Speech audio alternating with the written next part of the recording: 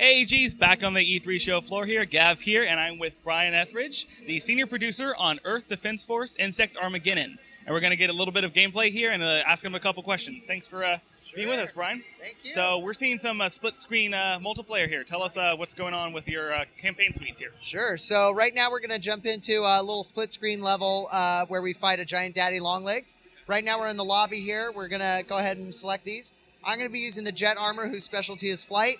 Mike over here is going to be using the tactical armor. His specialty is turret. So go ahead and press the X button.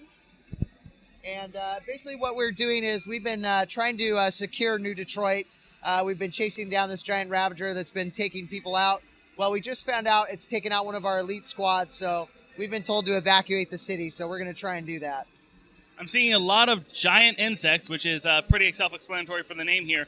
Are you influenced a lot by these kind of 1950s horror film tropes? Yeah, definitely that's, I think, part of the inspiration for EDF, the series in general. The first one's coming from Japan. I think they took a lot of inspiration from Godzilla and, those types of, Japanese sort of B-movies. And we definitely lean a lot on the older games in the series for inspiration. And, we just try and carry it through and make it so everything is bigger and more explosive and just more cool, Exactly. So do we have a story here? Is there a multiple campaign structure, or are we going multiplayer only? There's 3 different campaigns in the game. Right now we're playing in the end of the first campaign. So right now we were trying to make it out of the city here. And Ops is calling in to tell us, okay, make it to the lander. And right as we get to the lander, that guy right there, the Daddy Longlegs, has just come in and has showed us that he's not going to let us leave the city without a fight. So we are going to, we're actually going to have to take out a different enemy right here. So what if we could hear the VO, we'd hear him tell us, okay, hey, hang tight while we figure out how to beat this thing. Mike, go ahead and hold the left trigger and then press the, oh, you got some turrets deployed already. Okay. So go ahead and press the Y button. That's going to lay down a missile turret. Missile turrets are heat-seeking, so that'll be great for taking out these little gunships that are floating around everywhere. Gunships are obviously really annoying and pesky little guys that just sort of pelt you with fire from up above.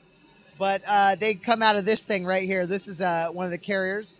And we're going to have to blow up the carrier to be able to get access to that Daddy Longlegs.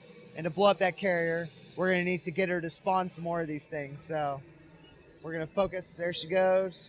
She's cracked open here, so let's try and get some fire up in there. So how many people will Insect Armageddon support over its multiplayer campaigns?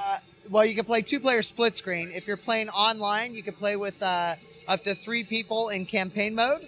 And then we have another mode called survival mode, where you're just going to be duking it out against endless waves of enemies. And in that mode, you can play up to 6 players on Xbox Live or PSN. And this is coming out specifically to PlayStation Network and Xbox Live Arcade. Actually, it's actually a full retail game coming out at $39.95. But yes, it will have online play on both Xbox Live and PSN. And lastly, when can we expect this game to hit retail stores? It's going to be coming out July 5th, and it's going to be coming out on Xbox 360 and PS3 at $39.95. All right, well, thank you very much, Brian, for your time there. Thank you. And for all of the rest of Elder Geek's E3 coverage, head on over to elder-geek.com.